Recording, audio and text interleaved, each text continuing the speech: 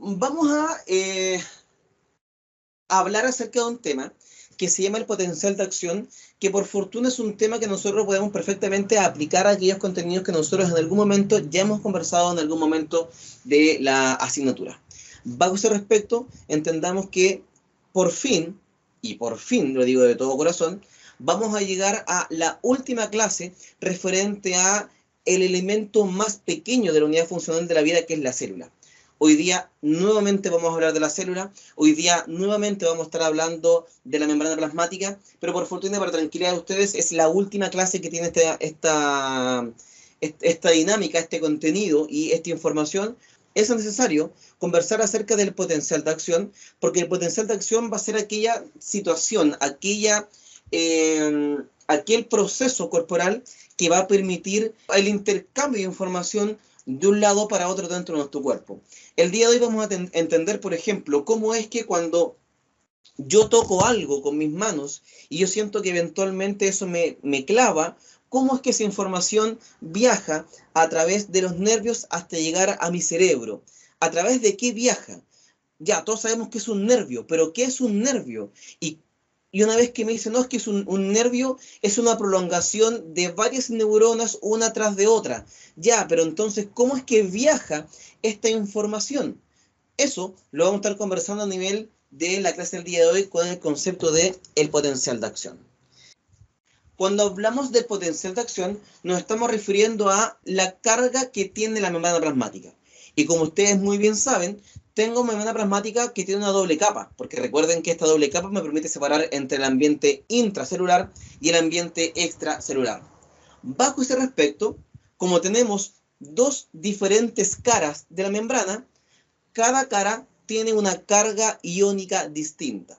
Que por cierto, esto se condice totalmente y completamente con la clase que vamos a ver un poquito más adelante. Entonces, como les comentaba, lo que va a ser protagonista de la clase del día de hoy va a ser el siguiente esquema. Y por favor, chiquillos, ojalá que les guste la clase, porque cada uno de esas cabezas hidrofílicas y cada una de las colas hidrofóbicas la hice una por una para cada diapositiva, para que vean ustedes que le puse harto cariño en la preparación de esta clase. ¿Qué estamos viendo en la pantalla? Insisto, dibujo que se va a mantener a lo largo de toda la presentación. Por supuesto, vemos en color verde primero la cabeza del fosfolípido. Vemos entonces cómo están las cabezas que están en contacto con el líquido extracelular, que está por fuera, y aquellas que están en contacto con el líquido intracelular, aquel que está por dentro. En color azul vemos entonces las patas de la unidad fosfolipídica, que recordemos que son de carácter hidrofóbico, así que se esconden del agua y se ponen una contra la otra. Además también ustedes van a estar dándose cuenta y observando que en la parte superior de la pantalla vamos a encontrar el LEC, el líquido extracelular, y en la parte inferior de la pantalla vamos a encontrar el líquido intracelular. Además también vamos a estar viendo que existen unos símbolos matemáticos de color rojo. Esos símbolos matemáticos de color rojo nos están indicando cuál es la carga de la membrana en el momento en que veamos esta imagen. Y hay que recordar que la carga de la pared de la membrana va a depender, por supuesto, de la gran cantidad de solutos dispuestos en cada uno de los líquidos. Por lo tanto, vamos a nosotros a dar cuenta que los signos positivos o los signos más están entregando el valor absoluto de todos los iones que se encuentran por fuera, y los signos menos me están indicando cuál es el valor absoluto o el valor total al considerar todos los solutos que se encuentran en el líquido intracelular o se encuentran por dentro. Además también de eso, vamos a observar que en la pantalla, en la membrana plasmática, en el lado izquierdo, vamos a estar viendo un canal transportador que en este momento se encuentra cerrado. Y ese va a ser el canal transportador de sodio. Luego, justo en medio de la pantalla, ustedes van a ver otro canal, esta vez un canal que es de color rosado, o por lo menos yo lo veo rosado, que va a ser el canal transportador de potasio. También vemos en el costado derecho, que es lo que estamos viendo por acá, nuestra famosa y muy buena amiga, la bomba sodio-potasio TPasa, que recordemos también todo lo que hemos mencionado que está dentro de la membrana, son parte de los contenidos que vimos en la clase número 03. Y además de eso, en pantalla vemos los iones de sodio y vemos los iones de potasio. Hay que recordar que de acuerdo a lo que vimos en la clase número 03, tenemos una gran cantidad de sodio por fuera y una baja cantidad de sodio por dentro. Eso es re importante, porque nosotros tenemos que observar que en esta clase vamos a estar mezclando de manera simultánea el transporte de membrana por difusión y el transporte de membrana a través de transporte activo. Por lo tanto, tiene que estar súper claro. Así que, por favor, chiquillos, déjenlo anotado en alguna parte de su mesa de estudio o de su lugar de estudio, en un papel, en un confort, en un post-it, lo que sea. Déjenlo anotado que siempre el sodio está muy alto afuera y muy bajo por dentro. Y de forma simultánea vamos a encontrar que el potasio le gusta estar en casa, al potasio le gusta estar adentro de la célula. Por lo tanto, además quiero que en ese apunte que ustedes tengan al lado, que no se vaya a tapar con ninguna hoja, porque se los voy a preguntar a cada rato, que tienen que tener en claro que el potasio se encuentra predominantemente dentro de la célula y se encuentra en escasa cantidad por fuera de la célula. Una vez entonces que hemos dicho esto, logramos determinar que el promedio o el valor absoluto de todas las cargas de solutos y de iones que se encuentran por fuera, en este momento me dan que la cara externa de la membrana tiene carga positiva. Mientras que el valor absoluto de todas las cargas que se encuentran dentro de la célula me da un valor negativo, por lo tanto tengo una carga negativa por dentro de la célula. Y de hecho, yo puedo medir la cantidad de energía dispuesta por dentro de la célula, que en este caso, de esta célula de estudio, vamos a estar hablando de una neurona, es menos 90 volts. Entonces, insisto, la carga eléctrica que estamos viendo en este momento en esta célula, en esta neurona, es de menos de 90 volts. Este es el escenario. Este es el puntapié inicial y el punto cero del que vamos a estar conversando y estudiando. Un concepto que es el primero que debemos mencionar es el concepto de el potencial de membrana. Y el potencial de membrana se refiere a la diferencia de concentración iónica en ambos lados de la membrana.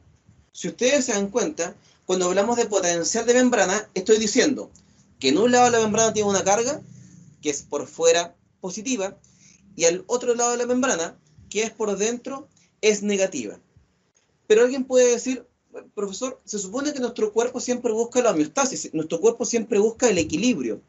¿Por qué en este caso yo estoy siendo capaz de ver un desequilibrio de cargas iónicas?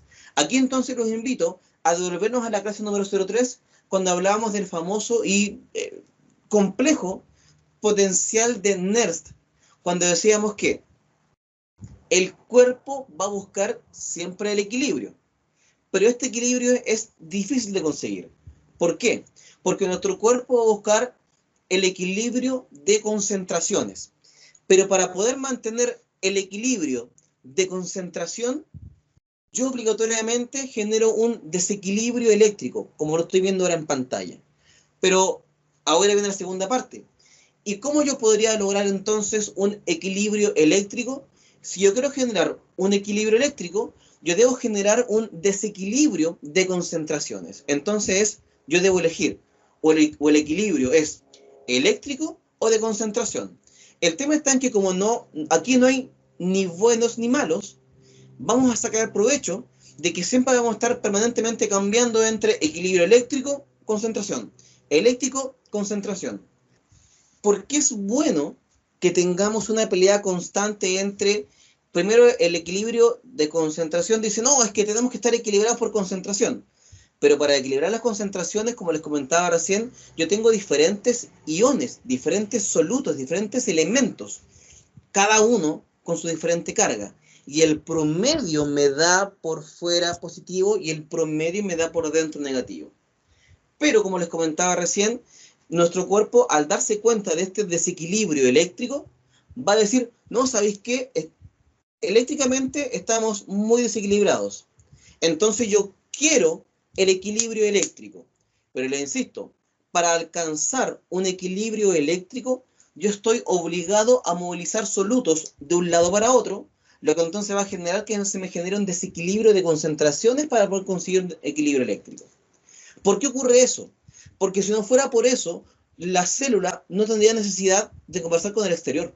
Simplemente por eso. Es bueno que esté esta pelea constante y permanente, porque si no fuera por esta pelea constante y permanente, la célula diría, ok, yo ya tengo todo lo que necesito. Y por lo tanto, si tiene todo lo que necesita, entonces significaría que no depende de otra estructura.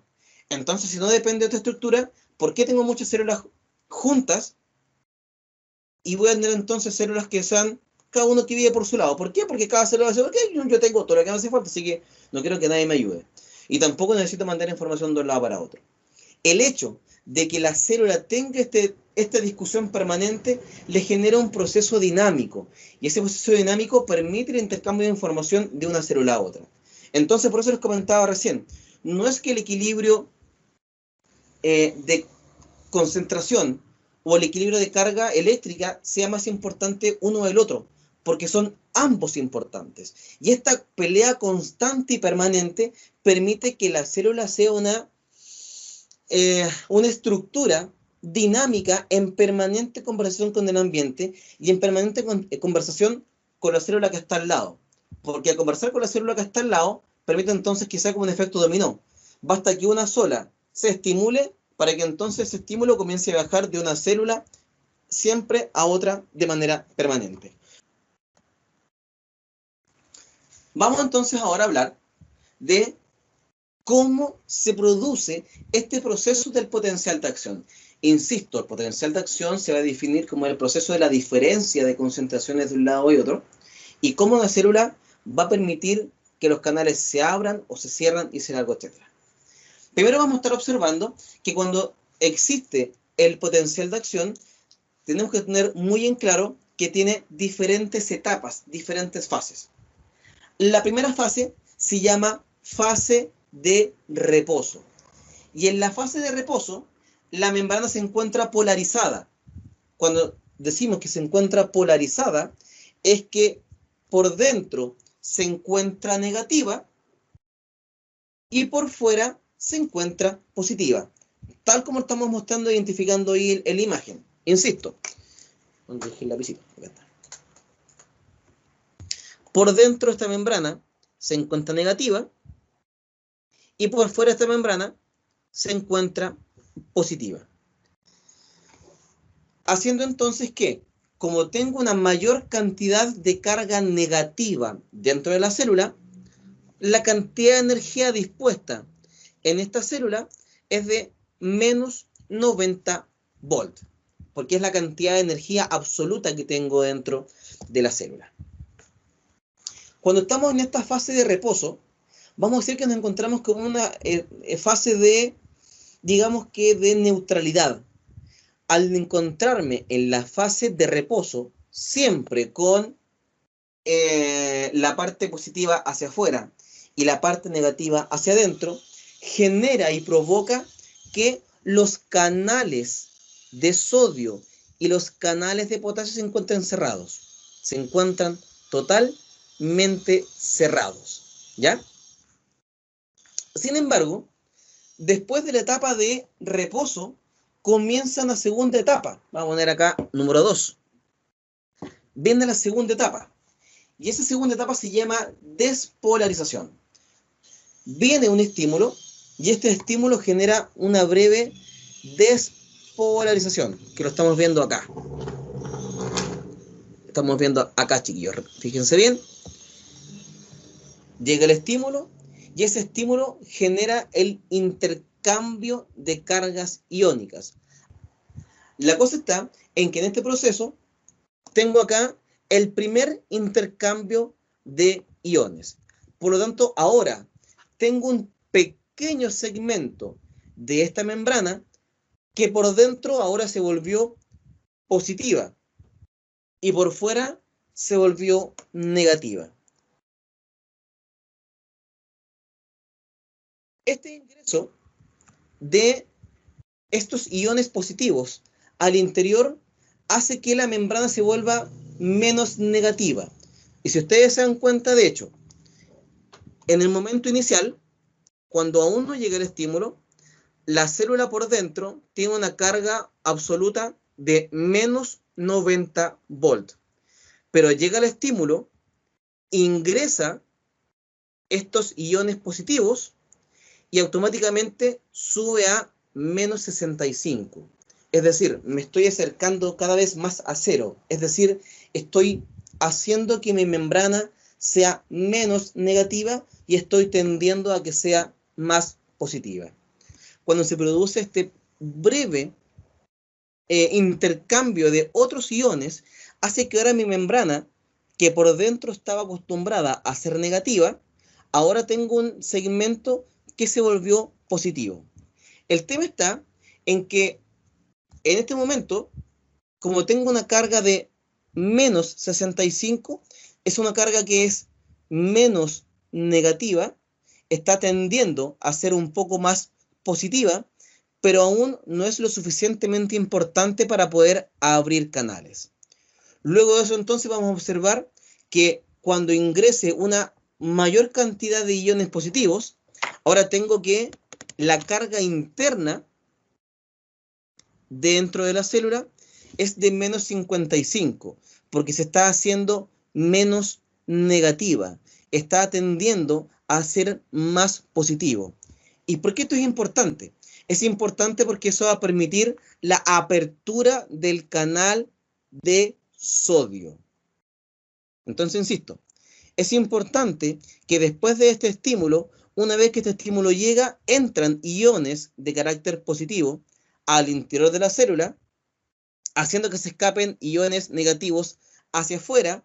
Por lo tanto, en este segmentito que tengo acá, se produce un incremento del nivel de la energía absoluta de la célula.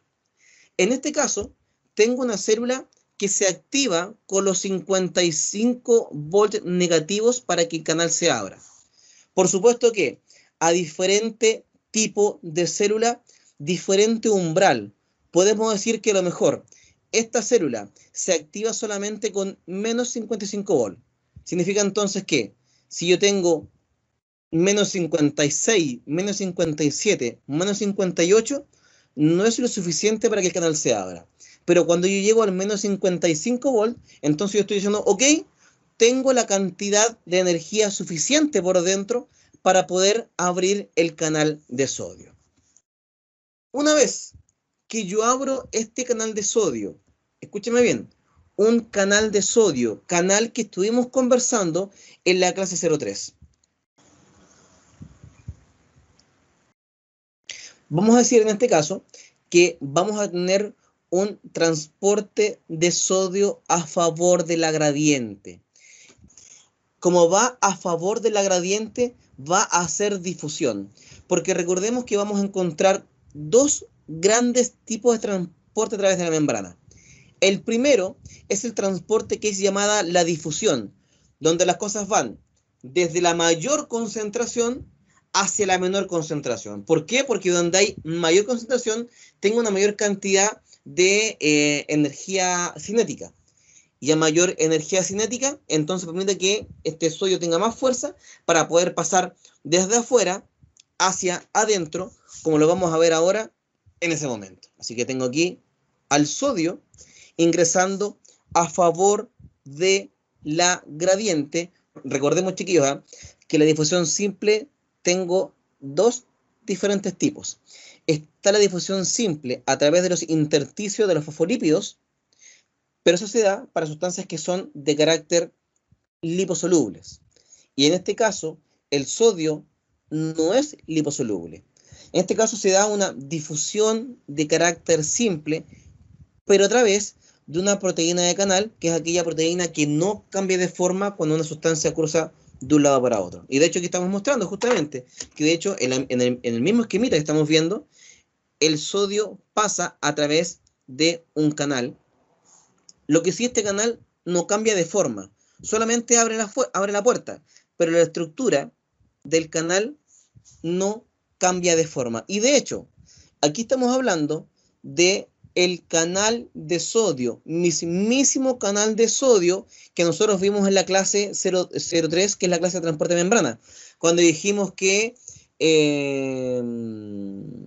este canal de sodio tenía una especie como de filtro, que había un oxígeno bien particular que deshidrataba el sodio y lo dejaba pasar. Bueno, todo eso está ocurriendo acá. Por lo tanto, aquí podríamos decir que nos vamos a encontrar con gran parte de, en ese momento que acabo de marcar en el círculo, con parte de la clase del transporte a través de la membrana. Por lo tanto, todo eso entonces va a generar que ahora por dentro de la célula tengo una mayor cantidad de sodio. Pero al yo tener una mayor cantidad de sodio dentro de la célula, chiquillos, ¿qué esperan ustedes que ocurra con la carga absoluta interna de la célula? ¿Que se aleje de cero? Es decir, que se vuelva más negativa, o que se acerque a cero, que se vuelva más positiva. ¿Qué esperan ustedes, chiquillos, en relación a esto? Va a ser las mismas moléculas que pasaron, en este caso el sodio, que hace que se vuelva la parte interna de la célula más positiva. ¿Por qué? Porque el sodio es de carga positiva. Lo que entonces va a generar, fíjense ustedes en pantalla, de cómo ahora una parte más grande de esta célula por dentro se hace positiva. Y de hecho, en un comienzo la carga era de menos 90, después cuando llegó el estímulo tenía una carga de menos 55, lo que me abrió el canal de sodio. Ahora me ingresó sodio y como tengo una mayor cantidad de moléculas positivas por dentro, ahora incluso ya se hizo derechamente positiva. Porque ahora yo tengo dentro de la célula una carga absoluta de 35 volts positivo. Y este proceso que estamos viendo acá, que lo vemos solamente en una pequeña parte de la membrana, se va a transmitir a lo largo de toda la demás célula por completo. Entonces vuelvo a insistir, si ustedes se dan cuenta acá, en este momento lo que estamos haciendo es observar cómo se nos están metiendo cosas de carácter positivo por dentro, además del sodio. Como quien, por ejemplo, el calcio. El calcio también tiene carga positiva, así que en este ratito el calcio se aprovecha y también se mete al interior de la célula. Que también, entonces, insisto, se vincula directamente con la clase que vamos a ver del sistema nervioso autónomo. Pero la historia no termina acá, porque lo que va a ocurrir ahora es que una vez que yo tengo una inversión en las cargas eléctricas entre adentro y afuera de la célula, el canal de sodio vuelve a cerrarse. Una vez que tengo el ingreso de sodio hacia el interior, el aumento de la carga interna de la célula obliga a que el canal de potasio se abra. Ahora, ¿qué esperan ustedes? ¿Dónde ustedes esperan que el potasio vaya a viajar? ¿De dónde hacia dónde y por qué? En este momento, lo que va a ocurrir en el canal de potasio es que el potasio va a salir hacia el exterior. ¿Por qué? Porque por supuesto sabemos que como se abrió el canal de potasio, puede pasar por ahí solamente potasio. Pero al mismo tiempo, estamos buscando que se vuelvan a equilibrar las concentraciones. Porque recuerden que ahora en este ratito yo tenía mucho sodio y potasio por dentro. Pero ¿cómo puedo hacer que la concentración de solutos como volúmenes estén equilibrados? Me gustaría mandar cosas para afuera, pero se me abrió solo el canal de potasio, por lo que yo solamente puedo eliminar potasio hacia afuera de la célula. Y ese potasio ahora entonces va a quedarse afuera. Una vez que el potasio salió al exterior, ¿qué va a ocurrir? Va a ocurrir que esta membrana plasmática por dentro, decimos, perdí sodio. Entonces, al perder sodio, estoy perdiendo cosas que son de carácter positivo. Por lo tanto, como pierdo cosas de carácter positivo, este valor va a tender a bajar, por ejemplo, a 30 volts sobre cero. Y por lo tanto, este canal se va a cerrar, dejando entonces en este momento confinado el sodio adentro y el potasio por fuera. Y en este proceso nos vamos a dar cuenta que la energía interna de la célula va a estar permanentemente subiendo. Es decir, cuando termina la despolarización, yo llegué al máximo pic de energía dentro de la célula. Pero una vez que llego a ese máximo, la energía entonces comienza a bajar. ¿Y por qué comienza a bajar? Porque yo empiezo a enviar el potasio hacia afuera, perdiendo carga positiva que va quedando por dentro. Entonces, en este momento, ¿qué vamos a observar? Vamos a observar que yo tengo un equilibrio de concentraciones, pero yo volví a generar ahora un desequilibrio de cargas. ¿Por qué? Porque ahora toda la membrana por fuera es negativa y toda la membrana por dentro es positiva. Entonces, ¿qué podré hacer yo para invertir la situación? ¿Cómo yo podré hacer que mi célula vuelva a ser por dentro negativa y vuelva a ser por fuera positiva? Llevémoslo hacia la parte donde era la célula en reposo, cuando el sodio está por fuera y el potasio está por dentro. Pero consulta, ¿va a ser fácil o difícil mandar el sodio hacia afuera y el potasio hacia adentro? ¿Va a ser fácil, difícil y por qué?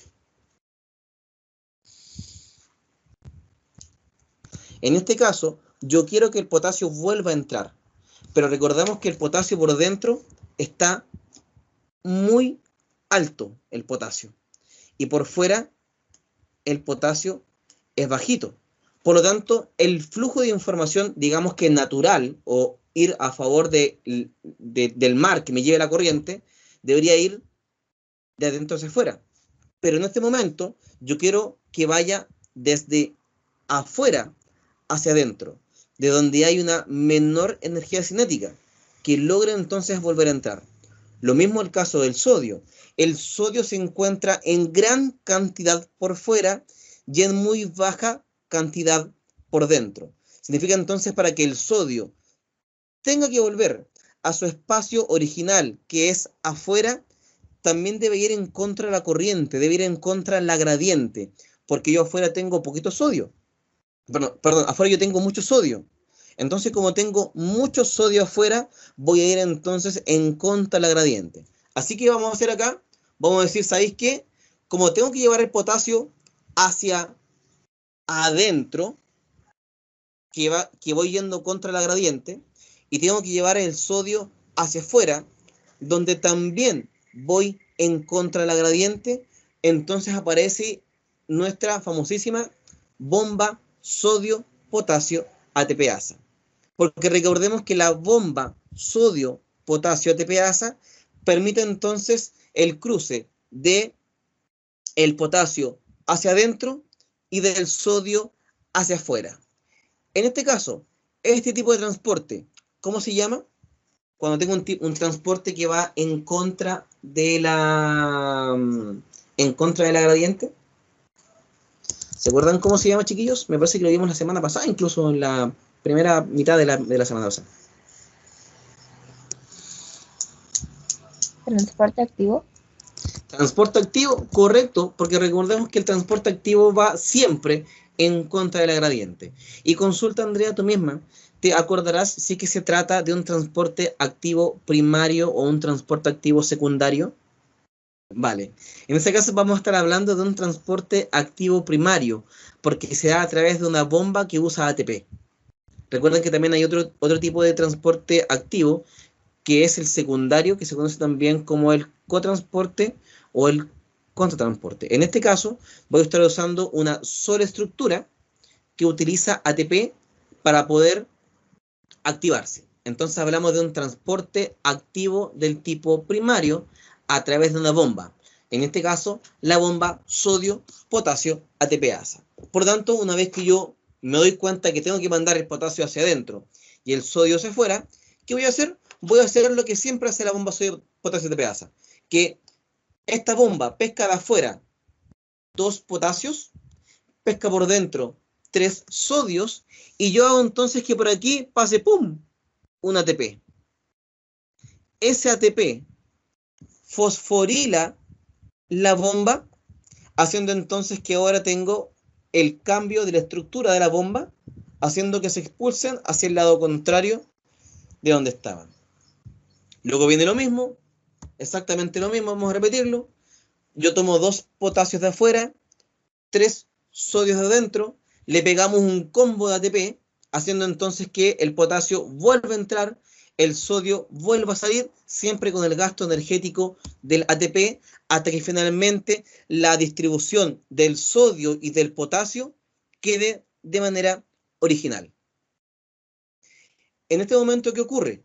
Como yo entonces logré regular la cantidad de sodio por fuera y logré regular la cantidad de potasio por dentro, entonces va a significar que las cargas eléctricas vuelvan a ser exactamente igual como eran en un comienzo. Por lo tanto, esta célula, que en su máximo esplendor de funcionamiento tenía una cantidad de más 35 volts positivo o sobre cero, ahora volvió a estar en menos 90 volts. ¿Por qué? Porque yo ahora tengo nuevamente una carga negativa por dentro. Dentro de esos, chiquillos, ya vamos en la última parte del tema de potencial de acción, comentarles que hay algunos conceptos generales que debemos conocer. Primero, está el proceso de despolarización. Y este proceso de despolarización se menciona cuando la membrana se hace menos negativa.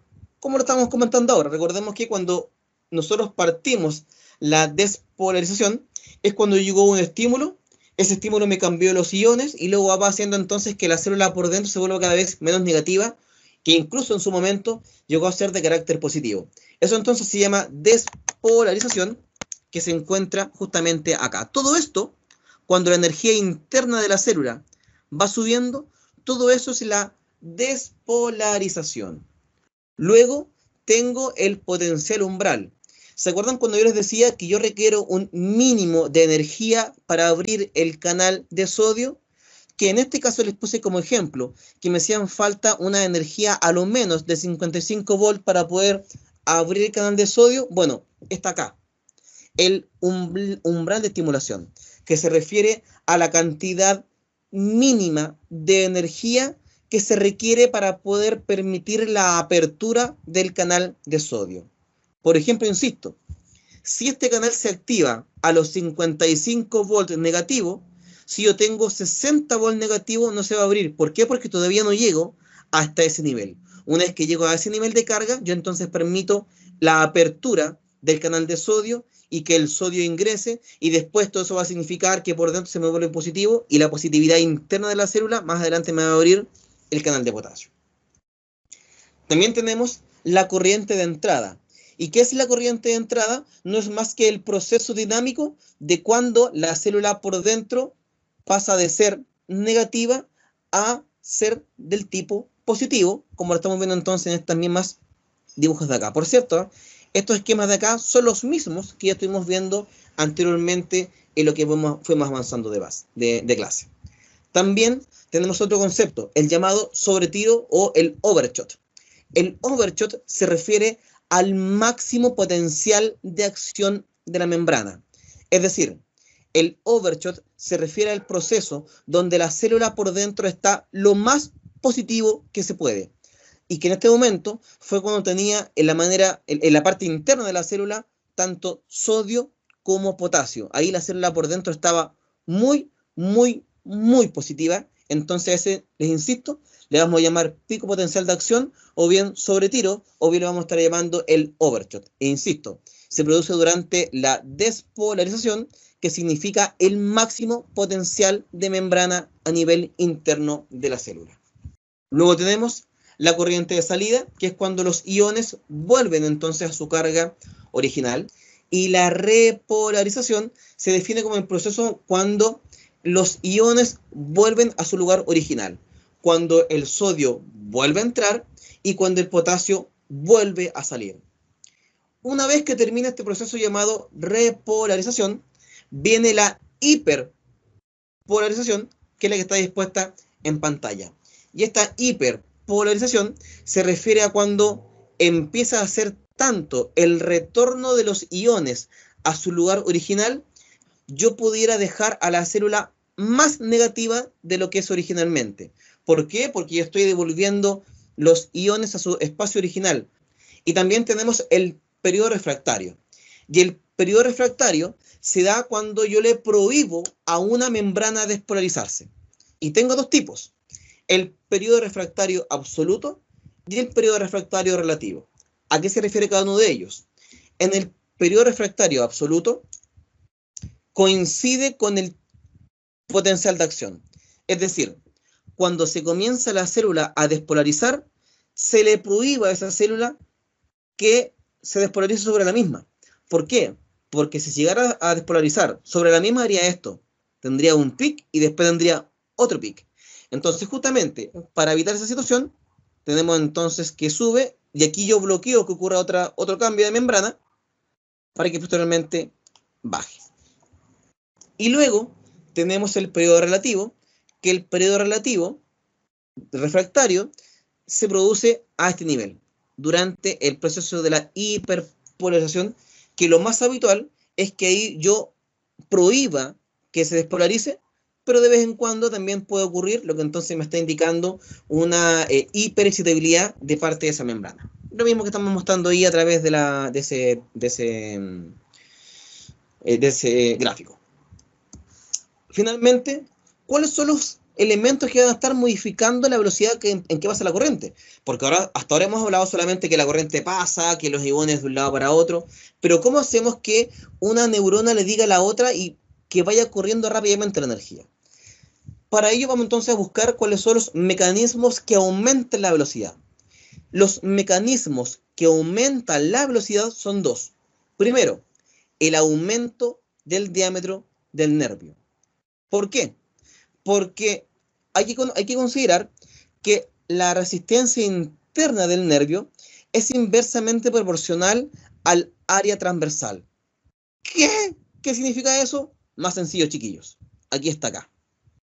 Entre más gruesa es la fibra, menos resistencia ofrece y la energía pasa más libremente. Lo que sí tengo un gran problema, que es la limitación anatómica. Porque si yo quiero que toda la energía pase rápidamente, entonces lo ideal sería tener todos los nervios más gruesos. Pero si yo dejo los nervios todos más gruesos, no van a caber ni en el cerebro ni en el cuerpo. De hecho, vamos a observar que nuestro cuerpo tiene tres tipos de fibras: la fibra A, la fibra B y la fibra C. Y fíjense, la fibra A es una fibra que es muy gruesa, incluso tiene una velocidad de 120 metros por segundo, versus que, por ejemplo, la fibra B se demora de 5 a 15 metros por segundo. Y luego tengo ya la fibra C, que es una fibra que es mucho más lenta, que por cada segundo recorre 0,5 a 1 metro. Es decir, si ustedes se dan cuenta, la fibra A, al ser más gruesa, es mucho más rápida. Por lo tanto, tenemos otro elemento que va a permitir mayor velocidad de transmisión, que es la mielinización, que es la mielina. La mielina es un aislante lipídico en los axones. Por lo tanto, vamos a ver acá que aquí estamos viendo una banda de mielina que por ahí le prohíbe a pasar la energía.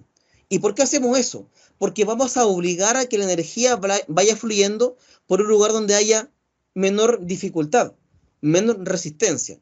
Por lo tanto, lo que vamos a hacer es que vamos a obligar a que ese impulso nervioso vaya saltando.